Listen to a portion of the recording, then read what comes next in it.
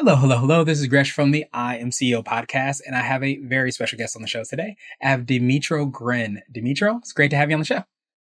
Uh, yeah, hi everyone. I'm happy to be here today. Yes, absolutely. Super excited to have you on. You're doing so many phenomenal things and super excited to tell your story and talk about all the awesome things that you're doing. But of course, before we do that, I want to read a little bit more about Dmytro so you can hear about some of those awesome things. And Dmytro is CEO of Jooble, job aggregator. Dmytro is an expert in the information technology industry with 15 years of experience. He joined Jooble team in May of 2007 as a software engineer, becoming the first employee in the company after its two founders. Becoming CEO, Dmytro worked as an engineer, team leader of the development team, and CTO of Job Aggregator.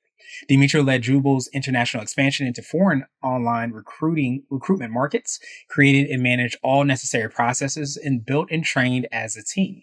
As CEO, he is now responsible for improving the company's ability to create more value for Jooble's customers. And at the end of the day, it's awesome to hear about Dmytro's journey, hearing like how there's so many different ways you can become a CEO. So I'm super excited to hear that. But one of the things that really stuck with me, and I think we talked about it a little bit before we recorded, is I was reading one of his interviews, and he said that February 24th, 2022, during the full-scale Russian invasion, was when his self-belief was tested, and he was overcome that within the business, with everything that happened.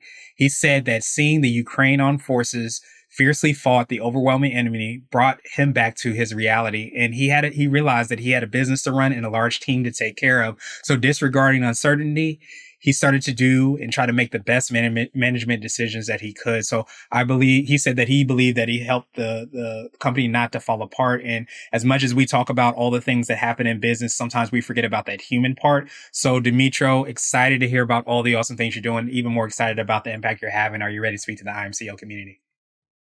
Thank you. Thank you so much. Absolutely. I'm ready to speak with the community. Yeah, let's get it started then. So to kind of kick everything off, what I wanted to do was rewind the clock a little bit, hear a little bit more on how you got started, what I call your CEO story.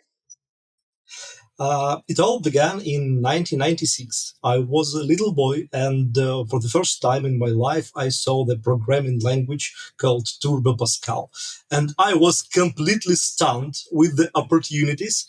Um, I recall that I created a little like a piano that beep through integrated beeper of the old computer. And that day I decided that I love writing code and will definitely do that for a living.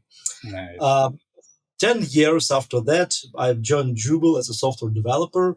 And working as a developer, I understood that my true passion is not just writing the code. My true passion is delivering some kind of value beyond the code. So I started my journey as a leader and manager to maximize the impact I have on the value created by company. And after being like team leader, scrum master, chief technical officer, and such, here I am today as a manager, as a top manager of the company. Nice. I absolutely love that. And it's so powerful. I think, I always say like a lot of times you try to figure out like what lane or things that you should be doing.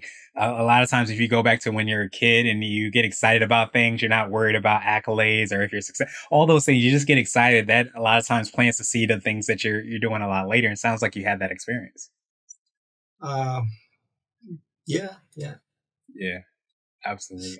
I love it. And too, like when we start to realize that as we start to sharpen our saw, get better at the things that we do, we realize that you can make an impact and you start to learn, how that can happen in so many different ways when we're staying true to our zones of genius. So I love that you had that story and have been able to do that. So I wanted to drill down a little bit more, hear a little bit more about Jooble, how you're serving your clients, how you're making your impact. Can you take us through like exactly what you all are doing there?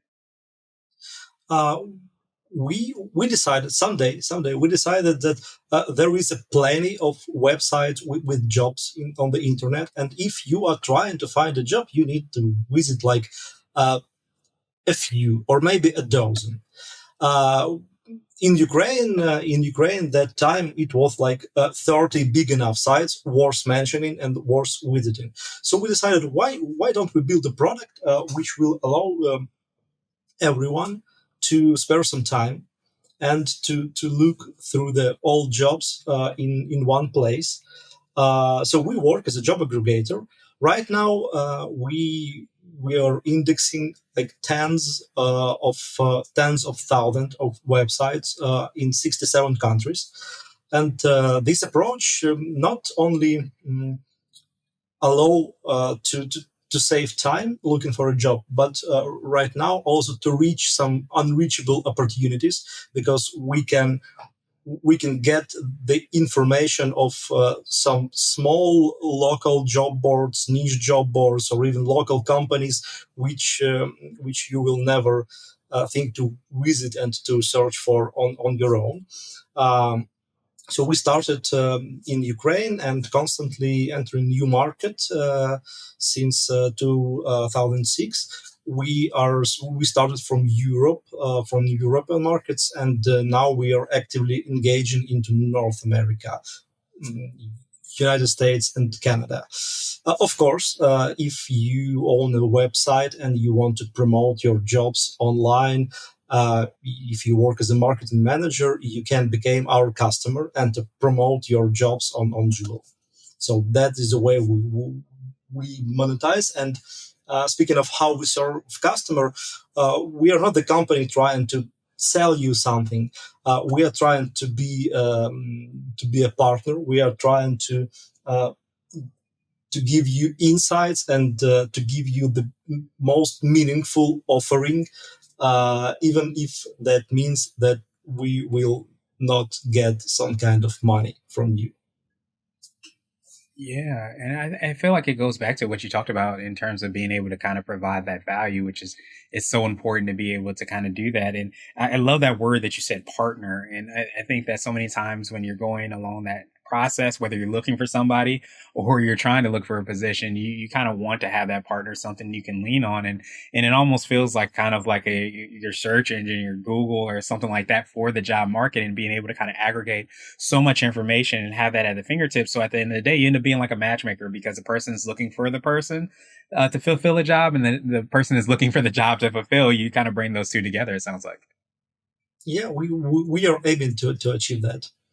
Yeah, absolutely. I think you all are doing well. And I was reading online. I think you said you have over 100,000 sources, and it's available in 67 countries, and you have over 3 million visits daily. So you're doing a little bit of connecting here and there to help people find the jobs and help people fulfill those jobs. It sounds like. Yeah, we do have some great numbers. Yeah, absolutely. Well, that's good to be able to kind of make that happen. So, what do you feel is, and you might have already touched on this, is like your secret sauce? This could be for yourself personally, the business, or a combination of both. But what do you feel kind of sets you apart and makes you unique? For job seekers, the key is personalization. We are an extremely data driven company, so through years we are gathering the enormous amount of data.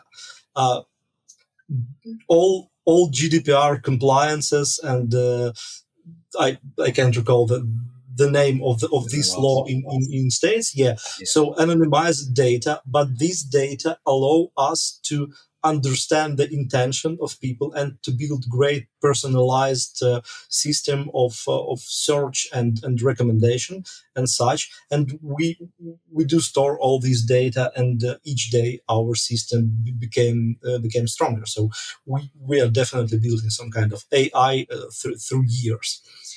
And for our customers who are job marketers who want to provide the candidates to the jobs for all the jobs online, we can deliver the large volume of high quality applicants, high quality candidates, based on previous point, on based on our great matchmaking, as you called it, system. Also, since we are a Ukrainian company, life was never been easy in Ukraine. So we have this this part of our DNA working with uncertainty and surviving through crises, and this definitely help us. Yeah, absolutely. And I think so many times, like, there's a book and by Angela Duckworth, I believe, and it's called Grit. And a lot of times, when you have that that I guess that grittiness, that ability to kind of go through those difficult and challenging times. I don't know yet you can read about that. I feel like sometimes when you go through those experiences, that makes and builds you and makes you know. But I think awareness of how impactful that is helps you out in life, of course, but definitely also in running a company, because there's always things that seem to happen within organizations. But to have that grittiness, to have the ability to adjust and not get kind of knocked down and stay down is sometimes what helps you to kind of move forward. Yeah, actually, I won't recommend this experience to go through to anyone, but yeah, it might be helpful somehow. Yeah, absolutely. Well, like you said, it's part of the DNA, and that's a really big, part of that to be able to kind of bring that together. But I love that part about the personalization, because I think, again, like I always say, we forget about the human aspect of business. And I think, of course, when you're able to kind of leverage that data and that information to provide people a better experience, a more personalized experience for themselves, and probably also the people posting, the jobs and looking for that talent, to marry those two things together, I think at the end of the day, you end up working in alignment and lockstep, and even partnering with the data so that you can provide that better experience. Yeah, yeah. Well, for us, the experience is the key, not the data, because we're trying to be human centric organization inside and outside, not like the mechanistic way. You should go take a job and that's it. We are actually trying to go beyond just job search. We're we are trying to build the system which allow you to find a company that suits you on every level you need. Yeah, and I think the word that's kind of coming to my mind is holistic, and I think when you understand the whole person that you said, and a lot of times you hear about branding or organizations actually being within themselves, kind of like a person, like having all those parts. You want to be aware of all of that, so when you are making that match, so to speak, you do have all those things in mind, and I think that probably just creates that better experience, creates someone that is really able to take their talents and use them on a bigger, better level and make an impact. And I think that when you're able to do that, you are making those humanistic, impacts, and you are changing not just a job, you're changing a person's life, their children's life, their kid. All those things start to happen as a result of the things that you're doing. So I love that you use that word impact and how that has you're doing that in an organization, but that also is a lot of what it sounded like you learned when you were developing as well too. Yeah, and I love how you use the word holistic. I'll definitely take that. Yeah, absolutely. It's such a huge thing to be able to kind of tap into that. So, absolutely love that. So, wanted to switch gears a little bit, and I wanted to ask you for what I call a CEO hack. So, this could be like an app, a book, or even a habit that you have. But what's something that makes you more effective and efficient?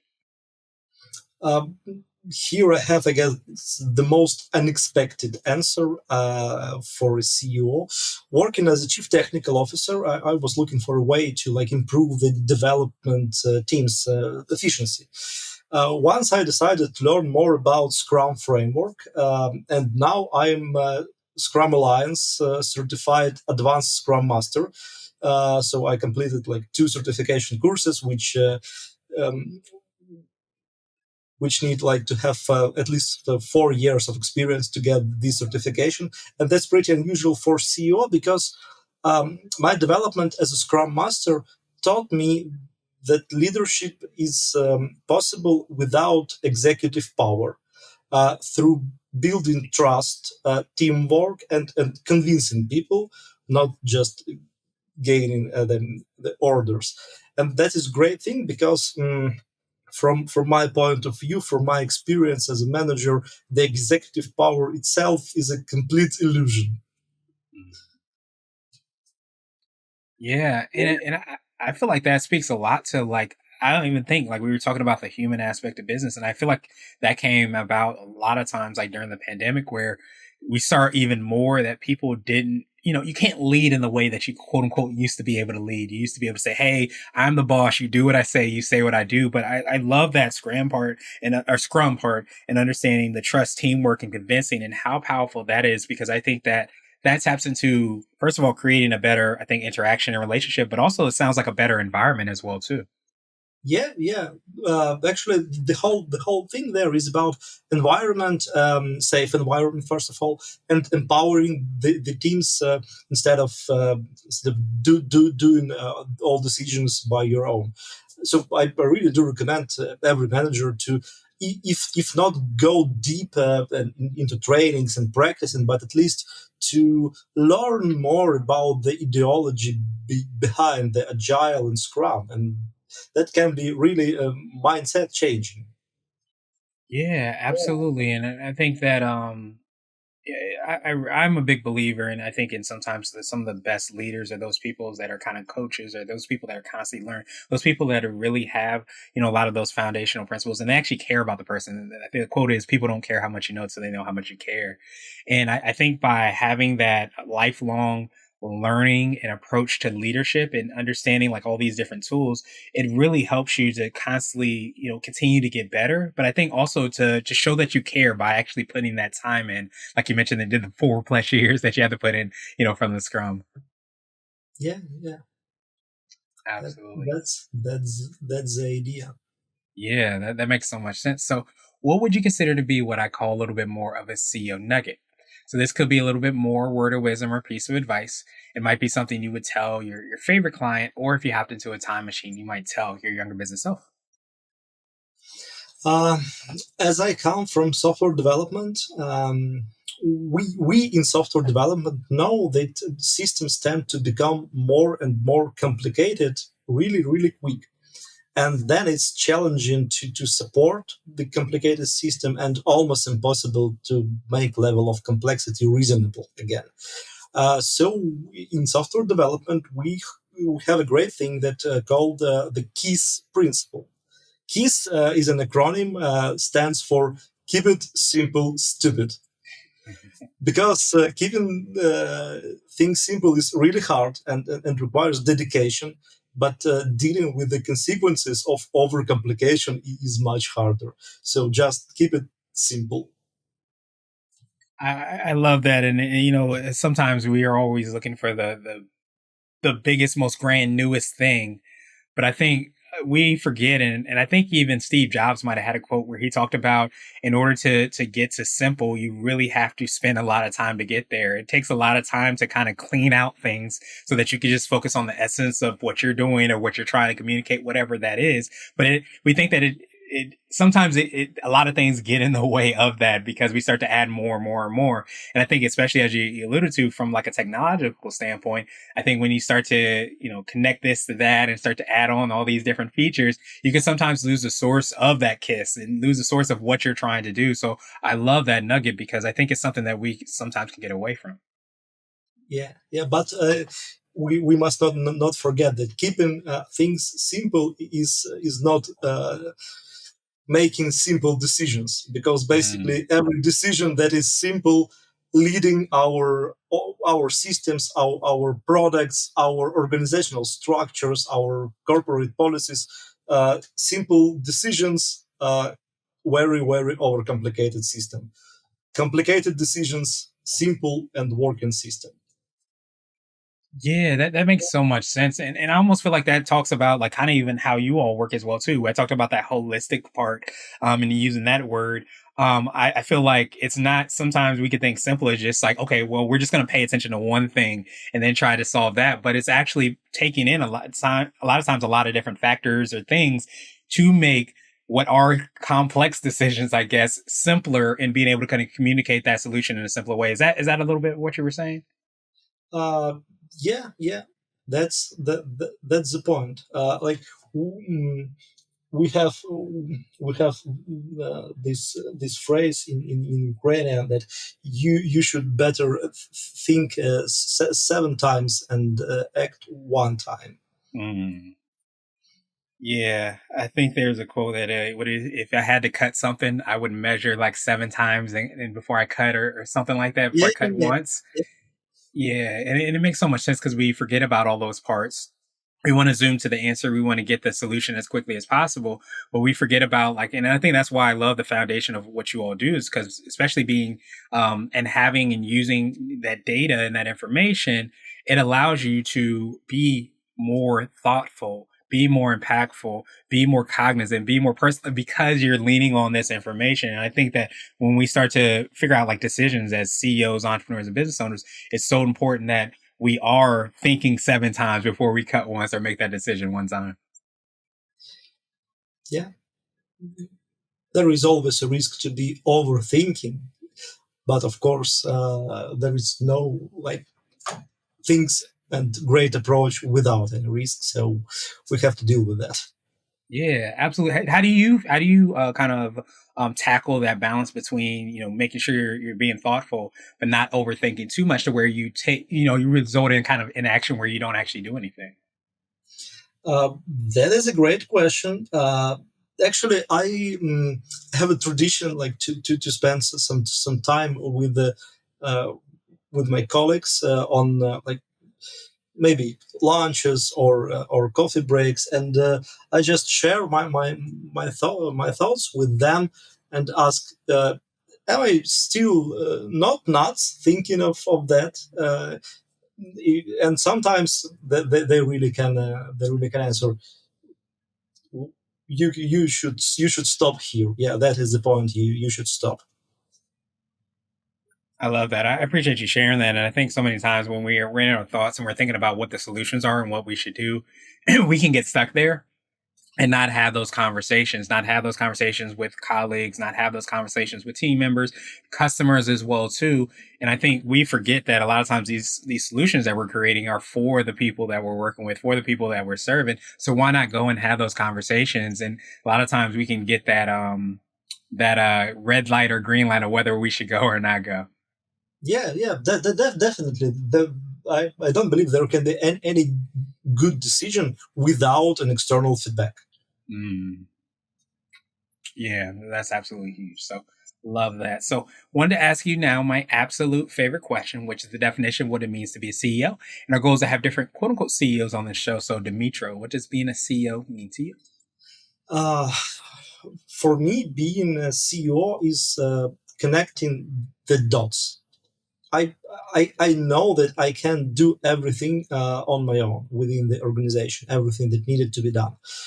So what I can do is make sure that every person in organization understand the purpose and goals of the organization and his division or team or whatever, and I can help people connect with each other and connect with the opportunities so they can achieve goals and grow the company in a decentralized way.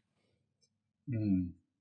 I love that word connecting, and I love that word decentralized even more, because I think so many times I feel like we as humans, especially to some degree, are in that desire to connect. I think, especially during the pandemic, we start to see that, and we start to see how that has evolved and changed. But I think we've always felt and needed that connection piece. But I love that decentralized part because I think so many times when you have um, the ability to connect, it's only in one specific way. It doesn't feel like it allows like opportunity for the decentralization, or there's somebody that's controlling our organization. So I think that's so impactful when you can think about those two words and how those two kind of forces go hand in hand in order to create a great experience, and how that's the role of the CEO.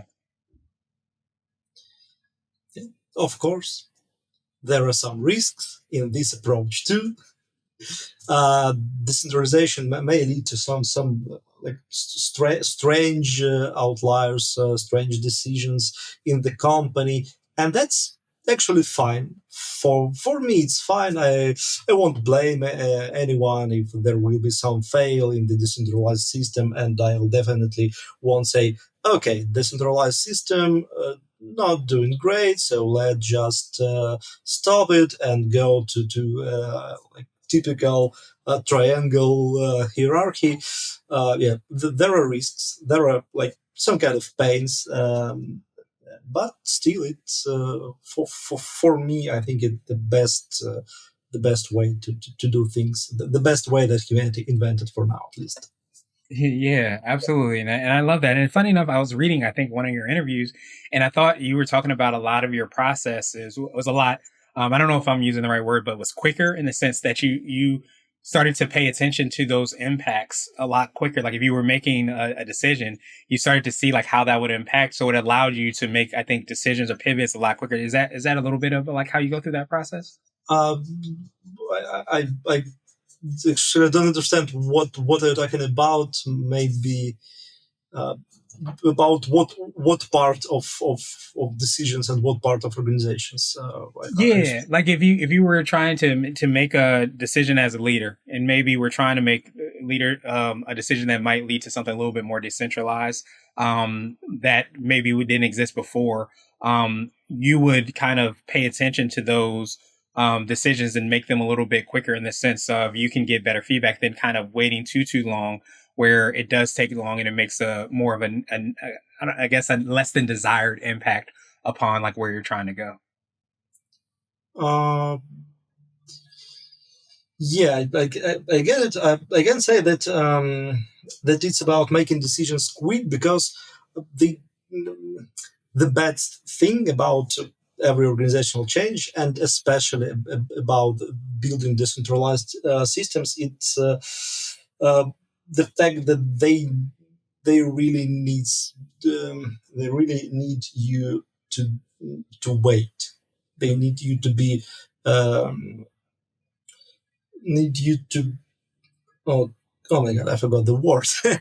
Where Yeah, you just need to be passionate, and you need be patient. Oh my god, be patient and to wait. So it's not it's not the point that you make some kind of decision quicker and start the process. It's about you must find the faith in that decision, so you will be able to wait long enough. It mm, become viable, and it will bring the value to organization.